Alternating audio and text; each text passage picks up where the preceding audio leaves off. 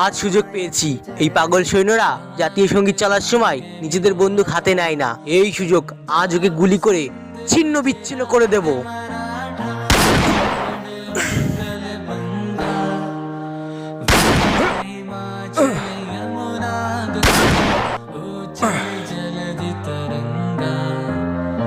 আরে ফজিকে 3টি গুলি করলাম, তাও ওর কিছু হলো না।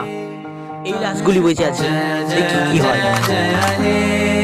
জয় হিন্দ।